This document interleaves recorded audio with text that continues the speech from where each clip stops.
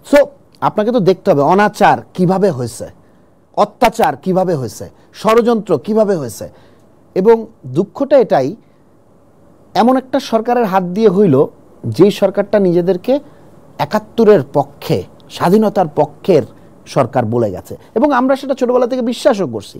আমাকে কালকে একজন একটা খুব ইম্পর্টেন্ট কথা জিজ্ঞেস করছে, বলছে ভাই এই যে জামাতের বিভিন্ন লোকজনকে বিভিন্ন জায়গায় ইম্পর্টেন্ট পজিশনে দেয়া হচ্ছে, এটাকে আপনি কিভাবে দেখেন? তাই বললাম তাই না, তো জামাতকে আমরা কেন হিট করি? জামাত হচ্ছে স্বাধীনতা বিরোধী দল, স্বাধীনতার বিপক্ষে ছিল। আমিও জামাতের সম্পর্কে আমার অনেক ধরনের সমালোচনা আছে। বাট বাংলাদেশের সবচেয়ে সাকসেসফুল ব্যাংকটার নাম কি ছিল? ইসলামী ব্যাংক। বাংলাদেশের সবচেয়ে সাকসেসফুল হসপিটাল চেইনটার নাম কি? ইবনে সিনা। এখন আমার সামনে তিনটা লোক বসা, একটা হচ্ছে স্বাধীনতার পক্ষের আওয়ামী লীগের লোক, একজন হচ্ছে শহীদ জিয়ার সৈনিক যারা এই মুহূর্তে কিভাবে ক্ষমতাটা নিয়ে নেবে সেটা, আরেকটা হচ্ছে এমন একটা লোক যাকে আমি দেখতেছি তার ইয়েতে সাকসেস স্টোরি অনেক বেশি। এখন আমি একটা কাজ করাই তুলে আমি কাকে দিয়ে করাবো? এই তিনটা লোকের মধ্যে আমি তাকেই তো দিব যাকে দিয়ে ভাই আমার জামাত বিএনপি আওয়ামী লীগ আমি বুঝি না, আমার কাজটা কে করবে, কি আমার কাজটা সৎভাবে করবে, সেই কারণে দিচ্ছে। জানি এইটা শোনার পর মানুষ বলবে যে আমি জামাতে জয়েন করছি। না ভাই, আমি জামাত না, বিএনপি না, হ্যাঁ আমি জামাত না, বিএনপি না, আওয়ামী লীগ না, বাম না, আমার দলটার নাম বাংলাদেশ উইথ ক্যাপিটাল বি। এই মুহূর্তে যাকে দিয়ে আমার কাজ হবে আমি তাকে দিয়ে কাজটা করাবো। অনেক কথা শোনা যাচ্ছে যে আওয়ামী লীগকে নিষিদ্ধ করা উচিত, আওয়ামী লীগ বা রাজনৈতিক দলকে নিষিদ্ধ করা উচিত, আপনি কি এটার পক্ষে? আগে তাদের বিচার হওয়া উচিত, বিচারে যদি তারা নিষিদ্ধ হয় তাদের নিষিদ্ধ হতে হবে। ওরা যেই গণহত্যা চালিয়েছে, বাংলাদেশের আইনে যদি বলা হয় যে ওরা গণহত্যার মতো কাজের সাথে ইনভলভ, এটা যদি প্রুভ হয় প্রপারভাবে, এবং এটা হতেই হবে বিকজ আমরা সবাই এটা, তাদেরকে নিষিদ্ধ হতে হবে। Simple as that. তুমি ওই এক দোহাই দিয়ে তো বাঁচতে পারবা না যে আমি স্বাধীনতার পক্ষে। আরে স্বাধীনতার পক্ষে তুমি একটা দল ছিলা, যুদ্ধ করছে কিন্তু এদেশের আপামর জনতা।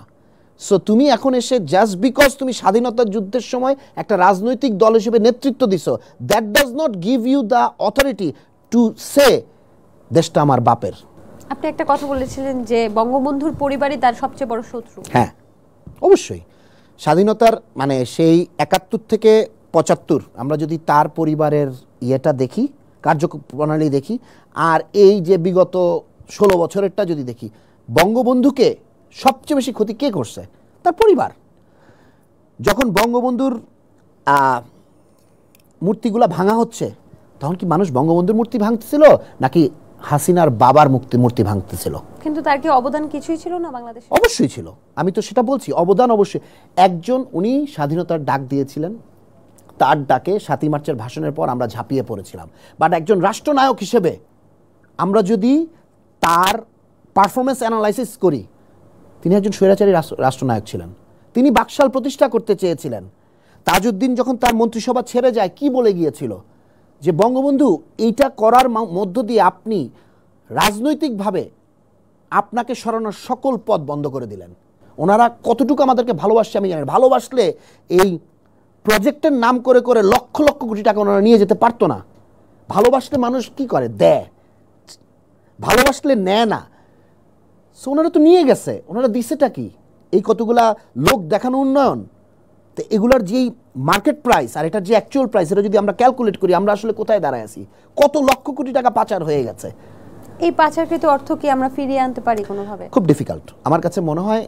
এটা খুবই ডিফিকাল্ট। এটা কিভাবে? খুব সিম্পল। আমি হুন্ডি করে এই মুহূর্তে টাকা পাঠিয়ে দেবো, এটা আপনি কিভাবে ফেরায় আনবেন? এটা খুব সিম্পল না। মানে এই জিনিসটা, এটা তো কোনো ব্যাংকিং চ্যানেলে যায় নাই। আর ব্যাংকিং চ্যানেলে যেগুলো গিয়েছে ওগুলোকেও কতটুকু আনতে পারবে আমি জানি না। সো তারপর এটা চেষ্টা করা উচিত এবং এটা নিয়ে একটা ড্রাইভ দেওয়া উচিত।